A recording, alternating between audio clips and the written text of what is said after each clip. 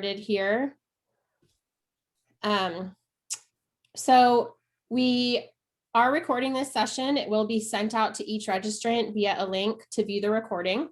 Captioning is available via the Zoom closed caption button at the bottom of your screen.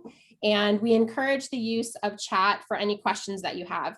We will answer them as we go as much as possible, or we will direct you to maybe reach out to someone for more information, and we will go ahead and try and cover as much as we can today. So thank you all for joining us. We'll go ahead and go to the next slide.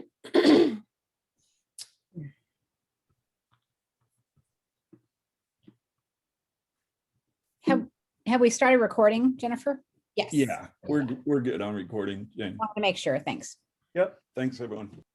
So we're going to cover our spring 2021 Student Success Suite release, including what the Student Success Suite is. We're going to talk about some user testing. We piloted some user testing in the fall that we are going to use for this new release. And we're going to talk about how your college can prepare for the upcoming release and give you some resources in doing so. And as I said, we're happy to answer questions throughout the presentation where it's possible, and otherwise we have time at the end to answer questions that you may have as well. Next slide, Jane. So I want to introduce the Student Success Suite product team. I'm Jennifer Coleman. I'm the program director at the California Community Colleges Technology Center. And I've been with the Tech Center for the last 7 years now, working on a few different projects and programs. Jane Linder has taken on the role of product manager over the Student Success Suite and works with our user groups and on gathering requirements and feedback on our products. She was working previously on Superglue, so you may know her from some of the infrastructure work your college has taken on. We also have Mike Caruso here. He's our product owner. He focused previously solely on MyPath and now has taken on OpenCCC and CCC Apply as well, working with our developers to make sure that the work that we do on our products aligns to the requirements that Jane drafts. Excuse me. And then we also have Rick Snodgrass. He's our project manager for our user groups and takes care of all of our stakeholders and making sure that they are able to participate in our meetings and feedback opportunities. So thank you to the team for being here. You'll hear from all of them today. Next slide, Jane. So I've said the words Student Success Suite several times already, and we want to talk about what that is. And we have combined our student-facing applications here at the Technology Center into a single suite of products. We have covered OpenCCC, which is the student account creation and assignment of the CCC ID, CCC Apply, which of course is the applications process, and then CCC MyPath, which is our student onboarding tool, and that has been adopted by over 60 of our colleges. So we're over the halfway point now in terms of adoption of CCC MyPath. We have integrated the applications for an improved student application and admissions experience to reduce any kind of obstacles that students face in getting to our colleges. We know that right now we are seeking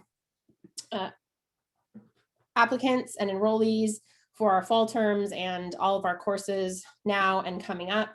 And we are working on making sure that the students can get into those applications and processes as seamlessly and easily as possible.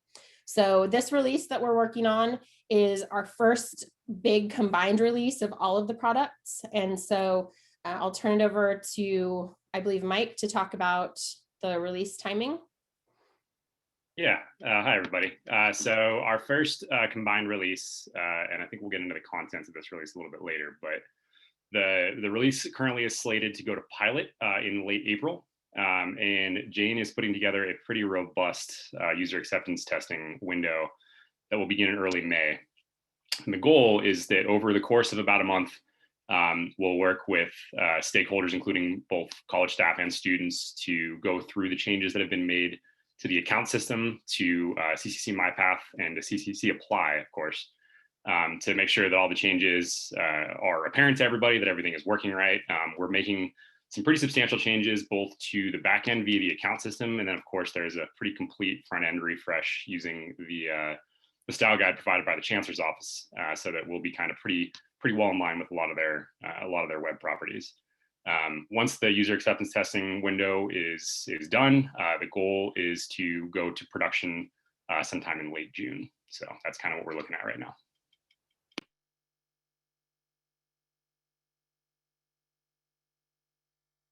Thanks, Mike. And the reason that we have kind of a broad window, as Mike was mentioning, of the production push 30 to 60 days is we really do want to give our colleges time and our stakeholders time to weigh in and feel comfortable with the release before we push it. So while we could push it as soon as 30 days after, we are giving ourselves extra padding really for feedback from you all. So I'm going to start going through the new account creation process, as well as the other impacts to the additional applications within the suite.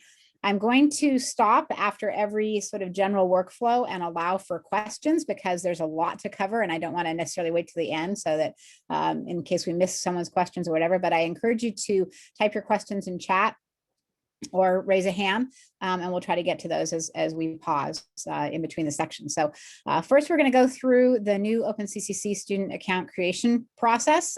We've been sending communications out about this at a high level since the February timeframe. So some of you may have received some of those, to let you know that this has been very much streamlined, made a lot easier for students. I think you're going to really like the look of the user interface. It's very clean. And we've done things like remove the Social Security and previous name from the account creation. It's still required in the application. So that data still flows to you with the data that you get for the application data. It's just not going to be a part of the initial account process. So I wanted to clarify that. I know there was some concern that that data wasn't available. It will be available to the colleges still. It's just done when the student is working on their profile part of the application. There are no more security questions. This is rather exciting for us, because I personally know in accounts where I have to do security questions, this is onerous, having to set them up, having to remember them. Did I, initial cap it? Did I not? All kinds of things that can cause problems and be just a real time factor in completing this account. This has been removed. Right now, as you'll see on the screens, it's again, very easy. You enter your email or mobile number that you've set for your verification method, and you're on your way. So that primary verification method, whatever you choose, does have to be unique per account. And we'll talk about some of the ramifications of that compared to our existing system. Yes, there is a Spanish language version. I know a lot of you are cheering about that. And also the great thing about this is the student's preferred language that's set, it persists. So anytime they get recovery email, text notifications, and things like that, it will be in their preferred language. We created this with a mobile first design in mind, and that way we're sure that we're supporting a wider student audience with ease of use. So here's the screen. As you can see, the sign-in is very, very minimalist and very clean. They enter an email or a mobile phone, and click next, and they're pretty much off to the races. So if they don't have an account and they selected to create an account, they're going to be prompted to choose a method, either email or mobile phone. And then they would enter that in here, and then they click to text a verification code. That's going to go to either whatever they designated, email or mobile phone, and allow us to verify that student, make sure that whatever they're listing is real. And again, as I mentioned, whatever they choose as that method is going to have to be unique to this account. And then they enter their verification code, and they have been verified, and they will then move to the next step, which is basically creating their profile and their password. Jane, we have a question in the chat around the Spanish translation. Will the Spanish translated version have the ability to send and receive texts in the preferred language? The texts that are generated for verification purposes by the account system are in the, will be in the student preferred language, whether that's English or Spanish. If you're talking about whether the college will be able to configure texts that go in Spanish, I don't believe that that's the case. It's really just what's baked into the account verification. Thank you. We also have a question about existing accounts and utilization of verification for the up and coming application season. I know you're going to touch on legacy accounts, so I don't know if you want to address that now or further. Yeah, actually, that's a perfect lead into what we're going to talk about next. So the account creation process, when it's a completely green field and you have new students, it follows those steps that I outlined, and then they edit. They basically get to the edit profile where they list their demographic information, which are pretty much the same fields that they do today, minus Social Security and previous name. So that is very much the same. Now the legacy account holders, when they first sign in, they will be at that sign-in screen. They would enter their email or their mobile. Most likely, I would say it's probably going to be email. And what happens is when that happens, they go through this account verification process. It's very similar to the sign-in, where they, a generated code will be sent to that email so that we can verify that that's truly, that user is actually tied to that email. And then as soon as they're verified, there's a background recaptcha process that verifies further, and then they go into their edit account. So it's pretty easy. It should be relatively easy for the majority of our legacy accounts. I'm going to talk about a couple kind of edge cases, but the first sign in should really just have this verification, and then they get right to their edit account. Another question has to do with types of mobile phone, including any free texting apps, Google Voice, Text Now. Are there going to be limitations in terms of use of those phone numbers at all? Well, we're just using the standard SMS capabilities. So if you have a phone that has a Google Voice number, it would basically have the same limitations as anything trying to reach through that SMS. So if you're sending an SMS text directly to the phone number, or it's going to Google Voice, I have a Google Voice account, and I have to say the texting capabilities are a little bit spotty. I get the majority of them though.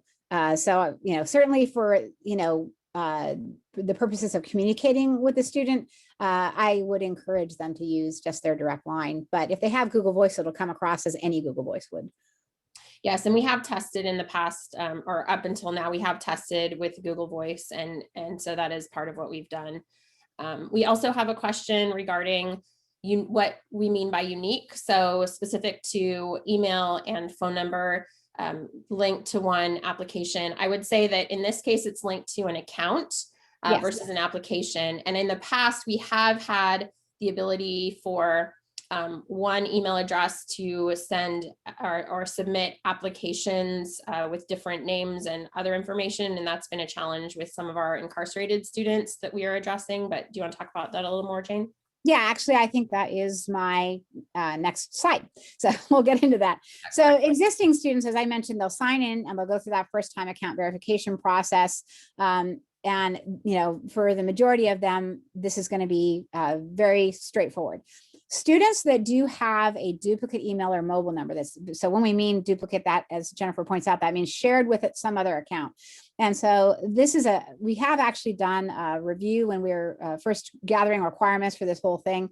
Our development team went out and they actually ran the numbers. They did notice that duplicate emails are a very small percentage of our students, that having duplicate emails or duplicate mobiles, it's a small number. However, since we're talking millions of students throughout the system, we want to make sure that, even a small percentage are we have these alternate workflows understood. So we're testing through, in our testing, we're testing with a lot of this in mind to make sure that these workflows are going to still work. So there's a couple additional steps for students who have a duplicate email or mobile number in our current system. And then as they migrate to this, because as we mentioned, it's going to enforce a uniqueness to whatever is the verification that student has selected. So what's going to happen is if you have a family of students or a number of students with the same email, The first student to sign in basically claims that email or that mobile number as theirs. Any students that are subsequently authenticated will actually not be allowed to exit the edit account page. So they're actually allowed to kind of get into the system, get to the edit account page, change it. But if they don't change it, when they try to save their edit account page in order to move on, they're not going to be able to get past that. It'll throw an error and tell them that they need to go back and they need to actually make that information unique. So there's just a little bit of a different process for those students. So do we have any questions on that? And here I did want to also clarify that with this new account system, students are no longer going to be able to do the Gmail where they move the dot around within the name before the @ that's going to be, they can put periods wherever they want, but it's always going to be read by the system as the same email. So whether it's j.linder@gmail or jlind.er, it's going to be seen by the system as the same email, and it's going to enforce that uniqueness on the email. Any questions on that? We have a few questions in the chat, but I think that it's coming up here in the account recovery process specific to Kylie's question about not knowing username and password. So you're going to touch on that on the next slide. And then mobile numbers, yes, there may be some challenges with mobile numbers, partly because companies recycle them fairly significantly. And so that is something that we've been talking about in terms of its impact to students. You're not forced to choose one or the, you don't have to have both. So in the cases where there are problems, you can default to the other, whether it's an email or a phone number. They don't both have to be your primary on the account. So that's one thing. And we have a question here. Will there be a flag if the phone or email is already in use? Will they be notified that that's why they can't save their account information? Yes, there's what happens is they'll click the save button and there'll be a message that says, oops, we already have an account associated to, and it'll give the email address or it'll give the mobile number. So and then it will give them the option to click a button and go back and edit that. And going back to the Google Voice question earlier, I've also received a note as a reminder that Google Voice is free. So when we're talking about equity and access to mobile phone numbers, there are free options, just as there are with email addresses. So we hope that that will not be a place where we lose students either. Right. Next question, will an underscore, you were talking about the periods in the emails, but what about an underscore? Are they treated the same way or not? So typically, as I understand it, and I have to apologize, I don't know all of the Gmail rules, but in any way that you could alter your Gmail address, either the period or the +1, +2 that is also, Gmail allows those things, but Gmail reads that as the same address. So and this is just, again, my ignorance on Gmail rules, but if the underscore is actually seen as a differentiator, rather than just like a formatting thing, and it's not seen as the same account. So if I had j_linder@gmail, and if that's seen as a different account from jlinder@gmail, if it's seen by Gmail as a different account, then our system would regard it as different as well. We're kind of going off of the rules that Gmail uses. So I can follow up on that, but to know for sure, but my understanding, I think, is just the +1, +2, and then moving the periods. It's always seen as the same address. Underscore may be different. I think that Gmail may not allow underscores, so that's something that we'll verify. I know underscores are available in other email formats, but Gmail may not allow them. But right, I've never seen one with Gmail, but again, I don't know the plethora of it. But if it's an underscore, I'll double check that. But again, most of these things, if they're formatting, they're just going to it's going to resolve to the same address. We also have a +sign, which I know we have seen in some of our fraudulent application submissions. So the +sign, how are we Yeah, I touched on that just briefly, but so if you do a Gmail, jlinder +1 at Gmail and jlinder +2, that again, that's seen as the same email address. So it's still seen as jlinder@gmail.com. So it would not allow those to pass. Those are blocked. I mean, they're basically resolved to the same email, and it will stop them from putting that in because it'll read it as duplicates. And thank you, Nathaniel, for sharing the Google support link there for what is not allowed for different Google Gmail address characters. Thank you for that. Okay, good questions. Thank you. All right, so we are going to go now into the account recovery process. And again, a lot of this is very much more of the overarching successful happy path, and we will talk to some of the deltas, but I will point you to documentation we already have out there that goes over all this in great detail. So the account recovery process, again, we have a very simplified user interface. It's a streamlined recovery process and password reset. Again, I want to emphasize there are no more security questions. So it really is through this primary verification method, and it's so much easier. There's also, because of this, there's more options for self-service account recovery, but we also have our 24/7 help desk is still ready and on duty to assist students should they be needed. And I will say, we keep talking about the security questions, and given feedback that I've heard from our staff, from students, from high school counselors, from college staff who have to work with students on recovery based on the security questions, some of them have answers that may be uncomfortable to share with other people. And, not to mention the fact that they forget what they put in, or in some cases, parents and others have filled out the account information for them maybe months ago or years ago, and they're not even sure what was included. And so we're really hoping that this changes how streamlined the process is for students. Yep. So as you can see here, when you're actually prompted to recover your account, it can be as easy as what's your date of birth and last name. Now, if there happens to be a match on that with more students, they'll be prompted for additional fields. Really, what happens is the system knows when it's looking things up, it'll pull an initial pool of students who might even match this if there are multiples. And then it will respond with asking for additional information that will help to deduplicate those students. But typically, date of birth and last name will narrow it down pretty well. Then once you've actually gotten through that step where you've given the system whatever information it needs, then you get this, forgot your password, where you can choose how you want the verification code sent that'll get you through. So again, you can email it, get it emailed to yourself. You can have it sent through the mobile device, or you can go to our support desk and we'll help you there. This is a really important change. You'll note that send me an email to the email address. It masks part of the email address. Up until now, we don't tell you where we're sending it, which can be a problem, especially as Alicia says in the chat, what happens if students have changed their email accounts?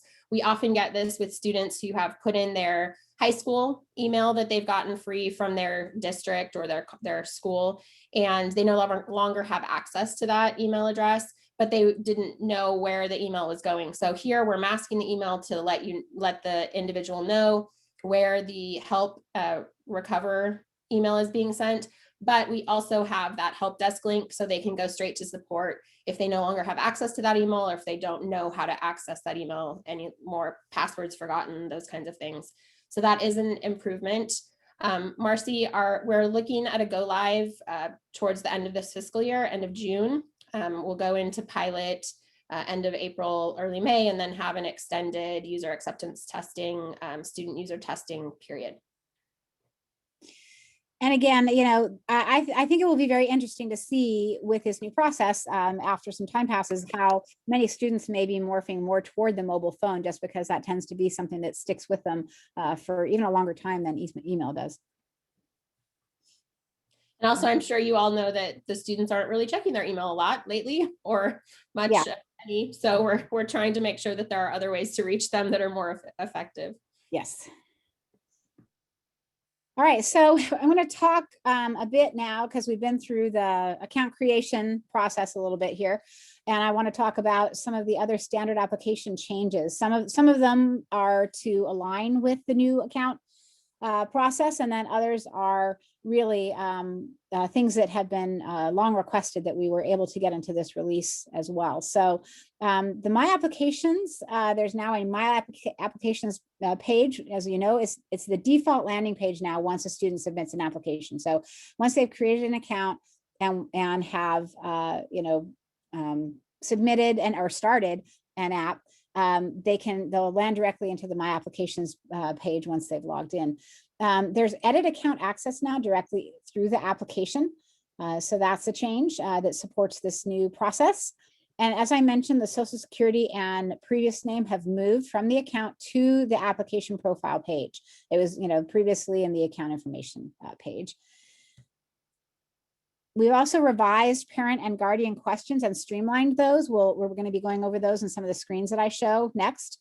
And we have a new look that aligns to our current Chancellor's Office branding.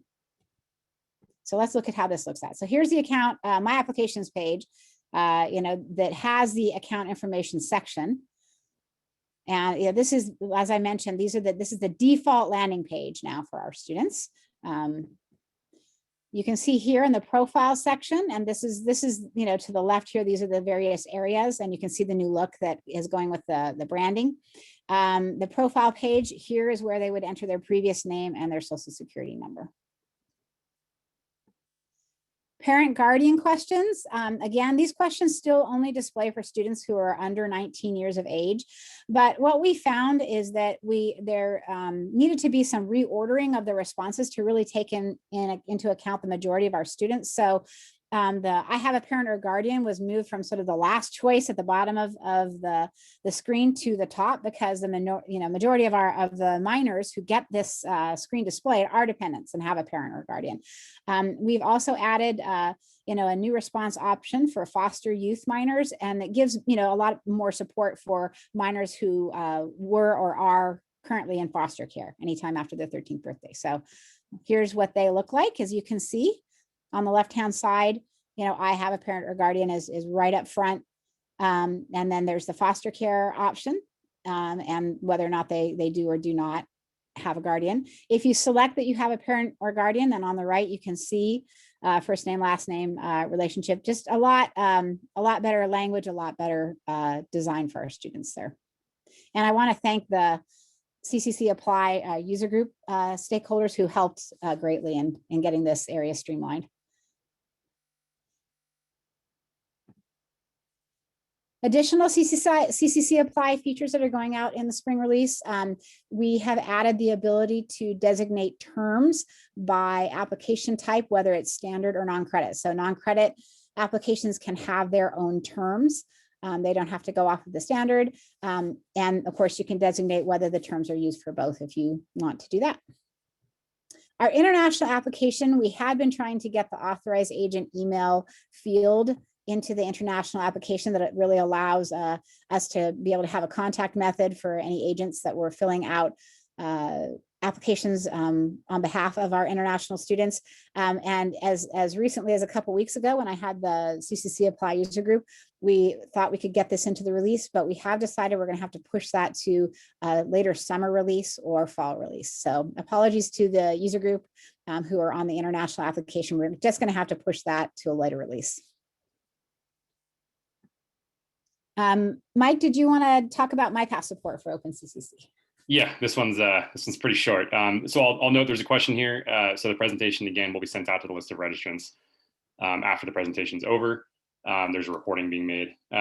So as far as MyPath goes, the changes to MyPath are pretty simple and really just in support of the launch of the new account system. So the two changes being made in MyPath that are worth noting are, as you guys may or may not know, when students are logged into MyPath, there is a button in the header that essentially allows them to edit their account information. And previously currently actually in production, that button will send the user into the existing OpenCCC edit account screen, where they can change, the information about themselves, save it, and then go back to MyPath. We're making a change so that it references the new edit account screen in the new account system. And secondly, we've also overhauled the front end of MyPath to match the same style guide that's being applied to CCC Apply, which you saw in some of the screenshots that Jane shared earlier. And of course, the same style guide is the one that the new account system, OpenCCC 2.0, will come out of the box with. So the goal is to always be driving the 3 student-facing products together in terms of look and feel. We want them to feel like a very cohesive experience for our students as they move between them. And I think that this release kind of gets us closer to that. Jane, we have another question here in the chat. And I want to make sure before we move on from here into our testing that we have anything else answered that folks may have to ask. Specifically, this one is asking about student self-identification, whether they're a first time in college or returning student. And I know that this is a question that we are working on. It is not included in this release in terms of identify which category you fall into. We did just have a release in December that added adult education dual enrollment category. But we know that the way that those options are presented is not clear. And oftentimes there is not an option that fits some of our students. So we're working on updating those options or seeing what we can do. One of the things we've talked about is the potential for a starting point for our application where you can choose from among a few different categories, and then that drives the type of questions that you see. This is especially good for our dual enrollment base, which is growing significantly. We're seeing some colleges have 5 times the number of dual enrollment students they had not too long ago. And so we are getting a lot of input from high school counselors in terms of how to support those students in registering in as easy a way as possible. Because they're already high school students, because many of them are minors, there are ways that we might be able to branch the application for them in much the way we did with the non-credit application, removing residency for those students. So we are looking at how we can help students identify upfront what their goal is in taking courses and get the questions tailored as early as possible in that process. So it's not part of this release. It is something we are working on, and we are hoping for some additional feedback from everyone in the field in terms of what would work best in that regard. So we'll be working with our user group and through our survey processes to make sure that we meet the needs of the largest number of students that we can. And Anya, our high school partners, there will be materials that we can send out. We know that oftentimes it's high school counselors and other staff that are helping students with the account creation process and application process. We have a link to our release notes that will be available, and we do have summary emails that will be sent out and other resources available. So we will make sure that those are available and widely distributed. We have a communications plan that we are working. This is one piece of it today, where we will continue to get the word out as we approach the release. But if you have any other ideas or would like to see something specific for your partners, I know many of you have very close relationships with your high school counselors or shared resources in that regard, please reach out to us and let us know what would work best or how we can support that. We're happy to do that. Yeah, and I'm going to be sharing the release notes page. That link it's publicly accessible. So please share that with your high school partners.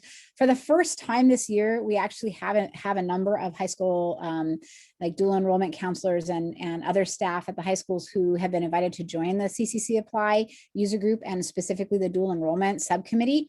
And so we are starting to branch out just even as a system to try to strengthen those bridges between the high school and college. So certainly we're sending out notifications with to these user groups and stakeholders. But yeah, we don't know everyone you work with, so definitely share the release notes link to anyone that you can think of in that regard. And Anna, in terms of your question about putting the high school student enrolling in college at the top, that's part of what we're looking for in terms of how to present that information so that it's clear. That's one category. There is also a group of students who are enrolled at a four-year university and are taking only one class as students at our community colleges, or one or a couple of classes.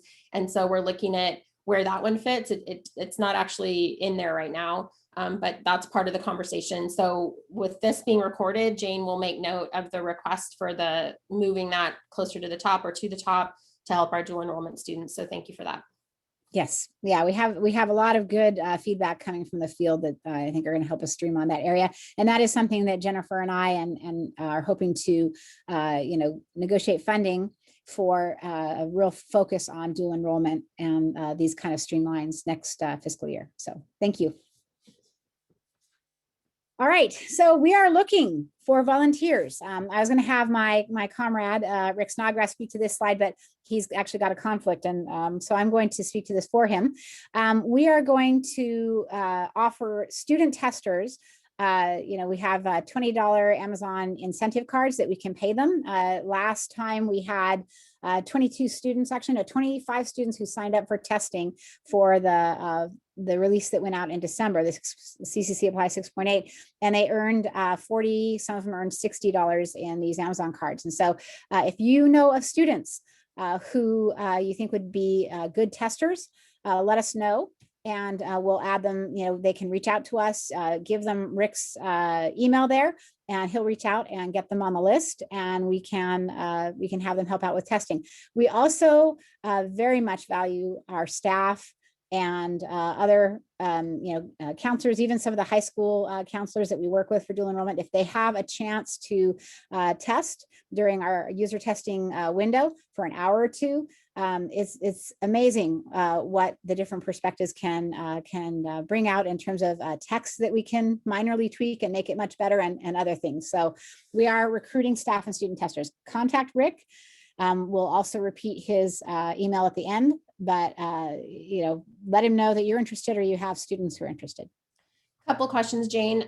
One, can they be high school students? Yes, they can be. We did have one person who has requested to participate in testing, so that's great. And are these new students that would need to create new accounts?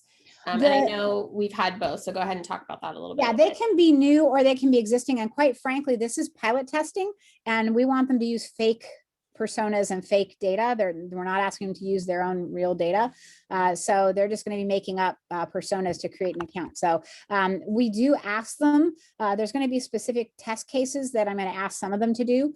For example, I want, some of them I asked to enroll as a dual enrollment student. And some of them I'm going to actually pre-populate as a legacy returning student who is signing in for the first time to the new system. So we're going to have some specific and some just general use cases that will have these students and staff testing.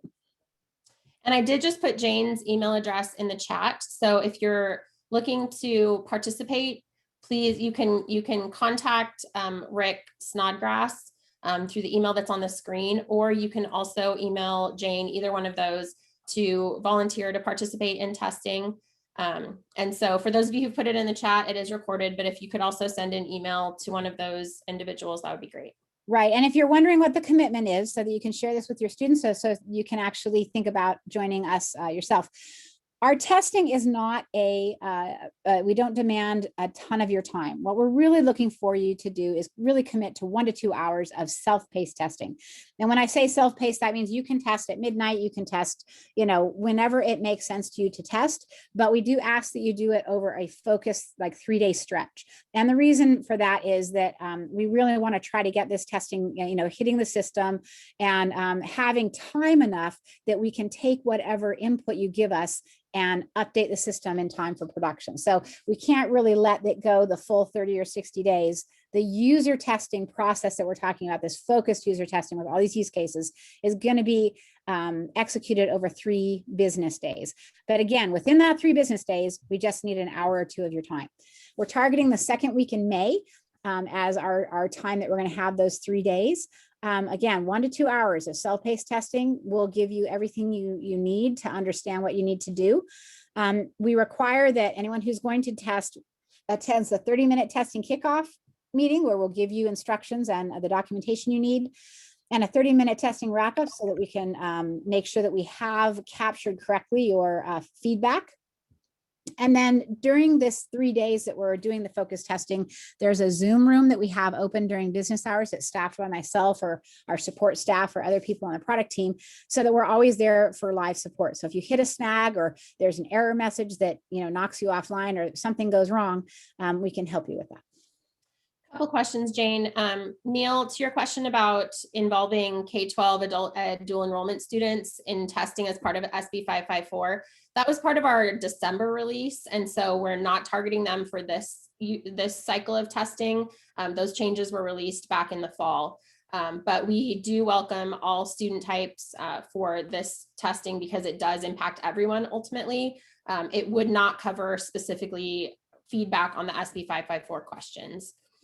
To Cameron's question, can we post this information for student testing to a Career Center page?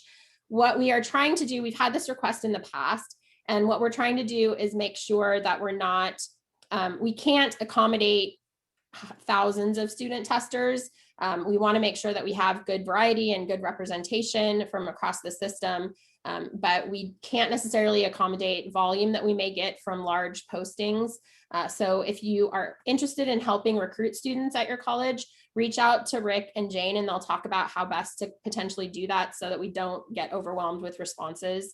So again, send an email to one of them. We do want a wide representation and good participation, but we can't have every student recruited. We had one college that volunteered to send out the message to every student that they had, and we politely declined it just because we weren't sure what that would mean for our volume in managing the testing. So right, we're trying, like I say, ideally it'd be great if we got enough students to cover every region. And I would love to get 50 to 75 students total. Again, we're limited in just managing it, but also we don't have enough Amazon incentive cards to do thousands. So and to coordinate that effort. So yeah, we're kind of looking for, the reason we're doing it this way is, in hopes that, students who would be interested in good testers and to send those off to us. So thank you. All right, now let's talk about preparing your college for this release. This is a big change from the old system. We're giving you really 2 to 3 months ahead of production. That's why we're trying to message you. And like I said, we started sending out messaging in February. We're really trying to over communicate, if that's even possible, with the staff and the college, how this is going to impact your college. So we're trying to give lead time for you to be able to update student-facing docs, and available right now, there's an excellent page of release notes already. So I'm going to go there. And I just posted the link in the chat for those of you who aren't interested. Yeah, thank you. So my much valued colleague, Patty Donahoe, drafted these for us. She's been invaluable mentor in all things Apply. And this is not the final version of this, but this initial version is amazing. It has so much information. It goes over a lot of what we just talked about at a high level in depth. There are screenshots. You can download these screenshots by clicking on them and get a view of the screens that way, and also maybe even start updating your your documentation. So again, take a look here. This is going to give you so much information, so screens that she can show you that I couldn't, because in a webinar, we kind of have to keep it streamlined, lots and lots of field by field information and, comparison, old versus new. So if you keep going down, here it goes, and it will give you kind of side by side, here's before, here's after, just a wealth of information here. So, so take a look at this. And I would, up here, as you can see, you can click on this little eyeball and watch this page. We'll be doing continuous updates. Like I said, we really try to focus in the webinar and this first documentation on the happy path that covers the broadest range of students. We know that there are going to be some alternate workflows, and we're testing those out, making sure we have those all solid, and then we're going to be updating this documentation with more information. Okay, so back to this. So as I mentioned, check that page and watch it for updates. We are also, as I said, we're doing a lot of communication and there'll be lots of follow-up directly to your A&R staff, as well as other contacts at the college via our college relationship managers through the technology forums, and we'll talk about that, and system-wide emails. So I wanted to specifically hand over to the next slide to our college relationship managers. So I'm not sure which of the three you want as your spokesperson. It'll be me. Great. Thanks, Warren. Yeah, you bet. Hi, everyone. This is Warren Whitmore. I'm a college relationship manager here. On my team is Monica Matusik and Monica Zalakit. The three of us have split up the system and each have ownership over colleges and the relationship between the tech center and the college. If you're not sure who your CRM is, you can just contact us at the email there at the bottom. That hits all three of us, and we'll take ownership and step in and help. We are here basically as your point of contact. If you have any questions, any concerns about either the products or services or who you need to be in touch with, contact us. We'll do the legwork and make sure that you get the information that you need. In relation to that, we will be sending out messages in addition to the one that Jane and the product team is sending out regarding this release. So look for that. We just want to make sure that we cover as much ground and inform as many people as we can prior to these types of releases. So please feel free to use this as your resource. Thank you, Warren. So as he mentioned, we are working to over communicate, and the CRMs are helping us with targeted communications. They'll be following up with the colleges in the next week or two with additional information. Also a lot of the links and resources we've already talked about in here to try to make sure that every college knows what's happening, what's coming. And that is pretty much it. I did want to point out on this slide that we do have the forum, which is the General Information and Announcements, the ccctechnology.info forum. It's a vanilla forum site. It replaces the old Get Satisfaction site we had, but we do, there's system alerts on there. There's a lot of information that we post out there about what's going on. So please do check to see if you have access to that. You can set up an account. If you have problems setting up an account or access to that forum, you can contact our staff support and they'll help you with that. Again, we have our enabling services, college relationship managers, and myself. Feel free to contact any of us. Jennifer, did you have any further words you wanted to wrap up with? Yeah, I think we have one more question in the chat or a comment that it would be helpful to have a link to shared documentation showing screenshots and how-tos on creating an OpenCCC account and then continuing on to CCC Apply. In the past, a lot of colleges had done this themselves. We are talking about providing the base information so that it can be customized with local branding and information. So that is something that's on our list, but we don't have it yet. Again, watch the release page, watch the announcements as they come through the next couple of months on this release. And to Elizabeth's comment, quick YouTube videos. Yes, we are working on bite-sized pieces of information across our entire product suite. We always record our webinars, but we end up having 45, 50, 60 minutes of content, and we're working to pull out little bits of information. We want to be able to put those out, refresh our YouTube page, and get them available to people who would need to use them, whether that's administrative environments and support for customization of MyPath and running reports in our Apply Report Center out through our student users and showing them how to navigate the systems as well. Yeah, so, this is something we have been talking about and we have in our plan. Now that we're through this initial communication, we are going to try to bear down on the details in, like Jennifer said, a template with just the basic screenshots that you guys could use and update with your own branded screenshots when the pilot hits. These are all things that we're looking to spin out in the next month. There may be a problem, Jennifer, if you have to talk to my agent on the YouTube videos, but we can work that out. Yes. we all make the big bucks on our YouTube videos. Exactly. Yep. Okay. I just want to thank everyone for being here. If you have any other comments or questions, we're happy to answer them either in the chat or to unmute and ask. And as you go, please leverage the contact information you have here on this slide. Reach out to Jane, reach out to your CRMs. If you have additional questions, if you have contacts out in your high schools and feeder high schools and those kinds of places, share with your colleagues. The recording will be sent out to those who registered. You can forward that email to anyone. The recording is available via our website, as was posted in the chat earlier, and the link that's now popped up there in the chat as well. So we thank you for your time. We thank you for your support of our release and look forward to what integrating all these projects will mean for our students, and to keep improving and iterating on them for the benefit of our students across the system. So thank you for participating today. We look forward to working with you as partners as we move forward. Thanks, everybody. Thanks, everyone. I'll go ahead and stop the recording now. Thank you.